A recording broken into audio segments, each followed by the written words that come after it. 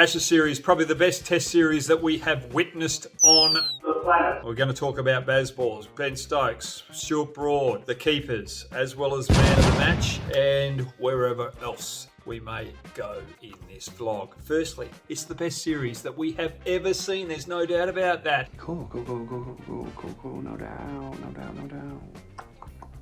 The games, there's 4 test matches that finished. One was affected by rain where they couldn't get back out there and England would have won that. But the 4 games that were finished, one team won by 43 runs, another team won by 42 runs, then there was a 3-wicket and a 2-wicket victory as well. You don't get any closer than that in a test series with all games that have been completed. The best beforehand is 3 games with under a 50 victory or 3 wickets or less. So well done to both teams here. And then moving forward, you think about the Bazball. You think about the aggression that was played. There was not one test match that went over more than 365 overs. So we did not complete the full overs that can be complemented or can be used in a test match. Both teams were aggressive in their bowling plans. Now that takes me to Bazball. Everyone thinks that Bazball is aggressive. There's plenty of boundaries. Do you think England had more boundaries than Australia? You would have thought so, but that's not the case. Australia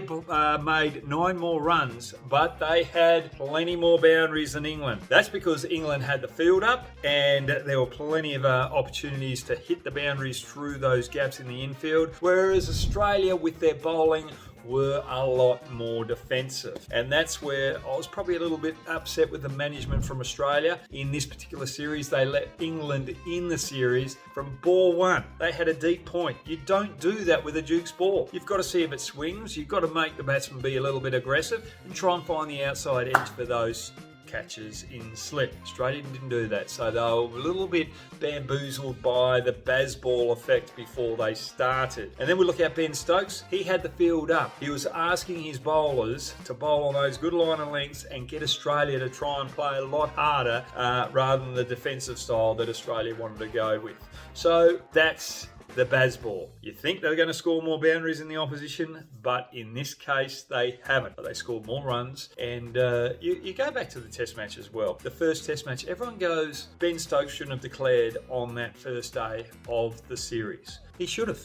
If they took their chances in Australia's first innings, they would have won that test match. Johnny Bairstow missed a stumping chance just when Green came to the wicket after taking the wicket at the head. If that happened, they take that, well, England win the test match easily. Then he's dropped Carey a little bit later, and also you had Stuart Board bowl Khawaja off a no ball when they just got that second new ball. All of that cost them about 100 runs. So it was the keeper effect there. Johnny Bairstow had a mare in the first couple of test matches, but then he improved, and then we turned the tide, and Carey dropped Harry Brook in a crucial stage in the first innings of England's in that final test match, and he went on and made another 70 odd in quick time to turn the tide in England's favour. So the keepers there had a change of fortune, but I thought both keepers did pretty well over the series. Carey was probably the better keeper, most consistent, but that one catch at the end probably cost Australia in that final test match. There was a couple of others. David Warner dropped a sitter, Steve Smith dropped one, Mitchell Marsh dropped a sitter as well in England's first innings. If they took all of them, then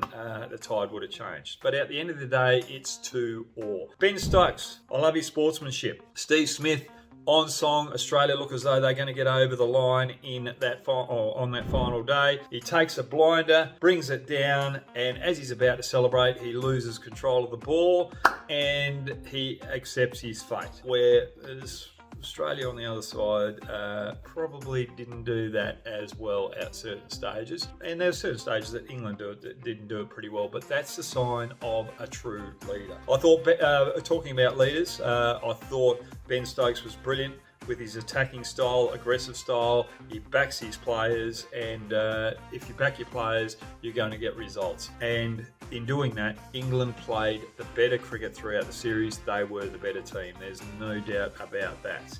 Pat Cummins' captaincy, I thought there was one test match where he sort of lost his way a little bit. The pressure got to him. That was the 4th test match, but then he came back with a vengeance in the 5th test match. He did exceptionally well there. But All in all, I thought England's plans were a lot better than Australia's. England looked as though they had set up to attack the Australian attack, knowing that they're going to be on that good length. They were trying to play on the up. They would have been would have been in the nets. All the batsmen working on trying to drive on the up off those good lengths to try and put the Australians off their off that little penny that they normally bowl out. So well done there. And I thought Australia's plans against the English batsmen. You have no idea what's possible. And you can talk about the change of ball in that 5th Test match. Australia, look, I was a little upset with it. NANI?! お前はもう死んでいる。I thought the umpires wanted to get involved in the Swingers Club over there in London. But at the end of the day, Australia had good fortune earlier on when Mitchell Marsh took a change of ball against Headingley and got the wicket straight away after that. So you can't complain in those instances. Let's go to the man of the match. Let's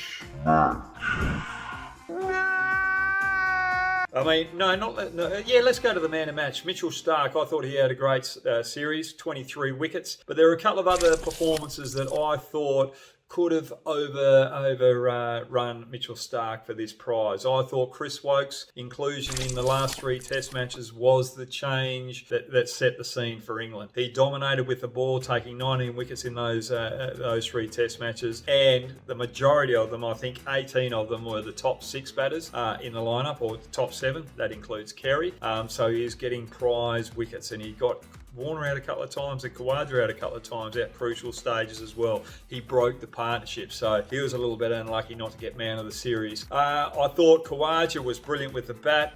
He was stodgy, he was patient, he played a different style than what England did. He was prepared to bat for long periods of time. He was a leading run scorer, so I think he was a player that should have been up there with man of the match as well. The other player that could have been man of the series was Crawley. I thought he was sensational. If I was going into this series or out the start of the series looking at it, I thought he was going to be the weak link of the England batting, especially opening the batting. They've stuck with him for a long period of time and he just dominated. And I think Australia let him off the hook early. The first day of the Test match, they had a deep point, rather than having more slips in and seeing if they could get him to edge and get caught in slips. So they were too defensive with Crowley early on in the contest and allowed him to get away. And throughout the series, they had too many men deep where he could find the boundaries when hitting straight, but also when it was a little bit shorter, he was able to work the 1s and 2s. And England's running between the wickets was sensational. So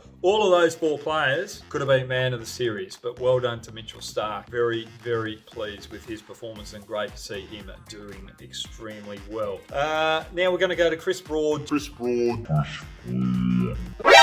NANI?! Just out the back end of this vlog, I did a 1 minute the other day. Well done to Chris Broad. I can't believe that someone's finished with hitting a 6 off the last ball of their batting career in test matches, and also picking up 2 crucial wickets to get over the line. It's very well deserved. 150 scalps against Australia in Test match cricket. That is a huge achievement. But as I said in the 1 minute, I love his fight. I love the way that he wants to be in the contest as much as possible. He gets under the opposition's skin. But most importantly, I just love his attitude to the game, and I love the truth about him as well.